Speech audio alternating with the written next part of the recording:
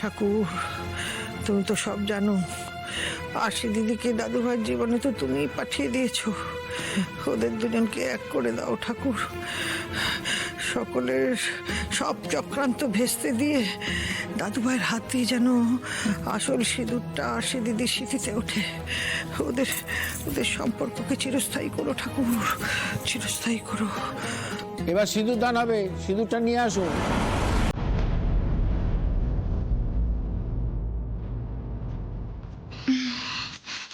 বাবলি, আসল সিঁদুর নেই তো? সিঁদুরের জায়গায় আবির আছে তো? আবিরের সাথে সিঁদুর মেশানো নেই তো? হ্যাঁ, তুমি শিওর তো? একদম শিওর মধুদি। আর আবিরের থালা তো মায়ের জিম্মায় আছে। মা তো পুরো চক্কের ধানের মতো আঁকলে রেখেছে, চোখ সরাচ্ছেই না। তাই কেউ যে কিছু মেশাবে বা কিছু করবে তার কোনো চান্সই নেই। সিঁদুর দিদির কাছে আছে, সিঁদুরের থালা দিদি নিয়ে আসবে।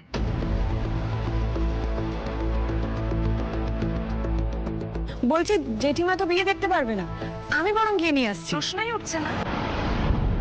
সিঁদুরের থালা দিদি ছাড়া কেউ ছবে না। হ্যাঁ,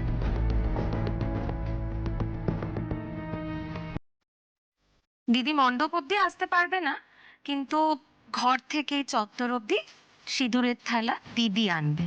হুম?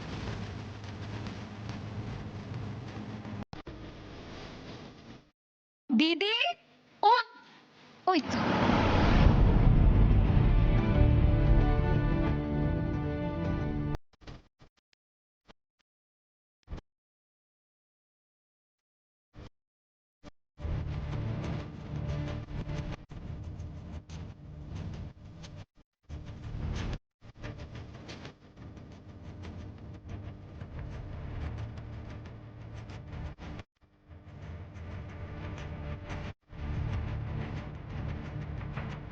মা দাও।